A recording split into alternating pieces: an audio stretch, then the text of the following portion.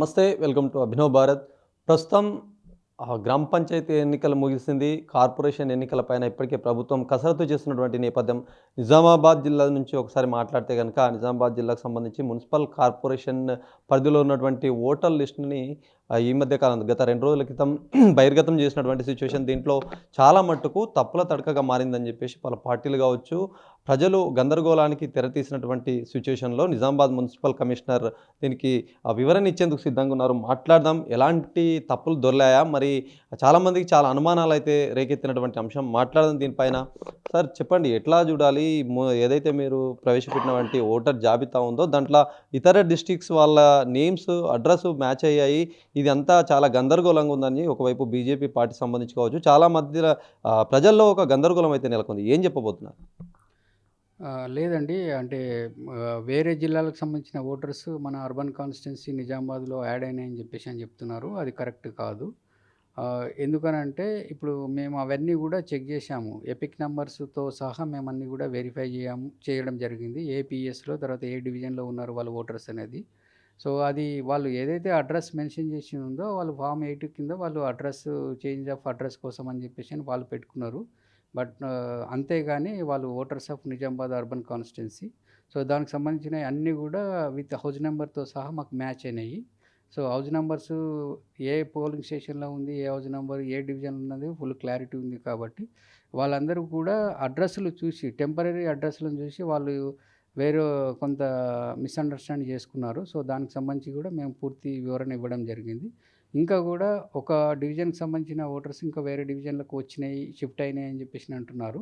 So, వాటికి సంబంధించి కూడా వాళ్ళ గ్రీవెన్సెస్ ఉంటే డే వైస్‌గా కూడా గ్రీవెన్సెస్ అన్నీ కూడా మేము రిసీవ్ చేసుకొని వాటన్నిటిని కూడా కన్సాలిడేట్ చేసి జిల్లా ఎన్నికల అధికారికి సమర్పించడం జరుగుతుంది. దాని ప్రకారంగా మేము కరెక్షన్స్ అనేవి చేసుకుంటున్నాం. బట్ ఇప్పుడు ఓటర్ లిస్ట్‌లో అడిషన్ చేయడం కానీ, డిలీషన్ చేయడం అనేది జరగదు. ఏదైతే మాకు ఓటర్ లిస్ట్ మాకు కమ్యూనికేట్ అయిందో డ్రాఫ్ట్ పబ్లికేషన్ చేయడం జరిగింది. సో, అందులో వీళ్ళు అడ్రస్‌లు చూసి మాత్రం వేరే ఓటర్స్ అంటున్నారు. కానీ యాక్చువల్‌గా వాళ్ళందరూ కూడా నిజామాబాద్ అర్బన్ కాన్స్టిట్యున్సీకి సంబంధించిన, కార్పొరేషన్‌కి సంబంధించిన voters. Thank you very much. ఇది ఎపిక్ నంబర్ అని చెప్తున్నారు. ఎపిక్ నంబర్ ఎట్లా ఇది గైడ్ చేస్తారు? అంటే నిజామాబాద్ జిల్లాకు ఒకటి, లేకపోతే కాన్స్టిట్యున్సీ వైస్‌గా ఉంటుందా ఇది? అవునండి. అంటే ఎపిక్ కార్డ్‌కి సంబంధించిన సీరీస్ అంటే అసెంబ్లీ కాన్స్టిట్యున్సీకి సంబంధించిన సీరీస్ ప్రకారంగా ఉంటాయి. సో, అర్బన్ కాన్స్టిట్యున్సీకి సంబంధించి మనది 17 అసెంబ్లీ కాన్స్టిట్యున్సీ నంబరు. దాంట్లో ఐహెచ్ఎల్ అని ఉంటుంది. ఆ సీరీస్‌లో ఎపిక్ నంబర్ అనేది స్టార్ట్ అవుతది. అన్నీ గూడా ఎపిక్ నంబర్స్ అన్నీ గూడా మన అర్బన్ కాన్స్టిట్యున్సీకి సంబంధించింది. వేరేజ్ రూరల్ నిజామాబాద్ కాన్స్టిట్యున్సీకి సంబంధించింది చూస్తే యూఎస్ఏ అనే ఎపిక్ సీరీస్‌తోని స్టార్ట్ అవుతుంది కాబట్టి దాన్ని బట్టి మేము ఈజీగా ఐడెంటిఫై చేయడానికి వీలవుతుందండి. Thank you. ఏదైతే కాలూరుకి సంబంధించి సార్ ఇష్యూ అది దాదాపుగా 1000కి పైగా ఓట్లు మొత్తం గల్లంతు అయినట్టుగా చెప్తున్నారు. అసలు ఏంది? అంటే ఏరియా మారినందుకు ఏమన్నా చేంజ్ అయినాయా? ఎట్లా చేంజ్ అయినట్టు ఇవన్నీ? లేదు. అంటే దానికి సంబంధించి కాలర్‌కి సంబంధించిన పీఎస్ నంబర్ 17 ఏదైతే ఉందో వాటికి సంబంధించిన డేటా షేరింగ్‌లో ఏదైతే మాకు రావడం జరిగిందో అదొకటి మిస్సింగ్ ఉంది.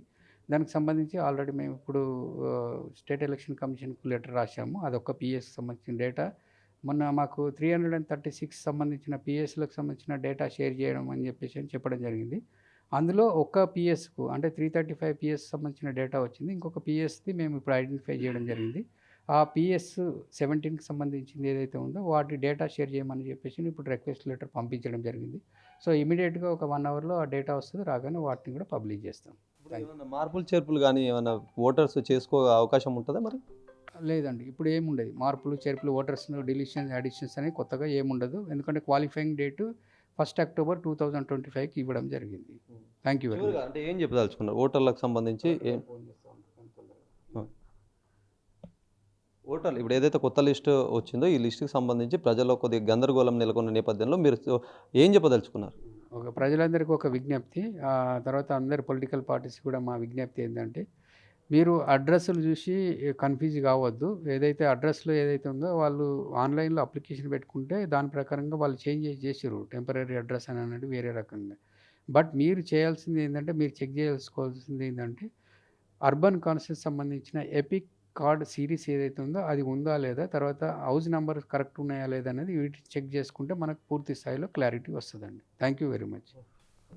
ఇదే అండి పరిస్థితి మొత్తానికి గత ఇంకో కొన్ని రోజుల్లో మొత్తం షెడ్యూల్ విడుదలయ్యే అవకాశం ఉంది. ఎందుకంటే చాలా రోజులుగా ఎప్పుడెప్పుడా అని ఎదురు చూస్తున్నటువంటి కార్పొరేషన్, మున్సిపాలిటీకి సంబంధించిన ఎన్నికలు దాదాపుగా నెక్స్ట్ ఏదైతే ఈ మంత్ ఎండింగ్‌లో షెడ్యూల్ విడుదలయ్యి మొత్తం కంప్లీట్ అయితాయని చెప్పేసి ఒకవైపు ఊహాగానాలు వెలువెత్తున్న నేపథ్యంలో రాష్ట్ర ప్రభుత్వం ప్రతి ఒక్క మున్సిపాలిటీ కావచ్చు, కార్పొరేషన్ పరిధిలో ఉన్నటువంటి అన్ని కార్పొరేషన్‌లో ఇప్పటికే తుది జాబితా, ఓటర్ జాబితా అయితే విడుదల చేసినటువంటి నేపథ్యం.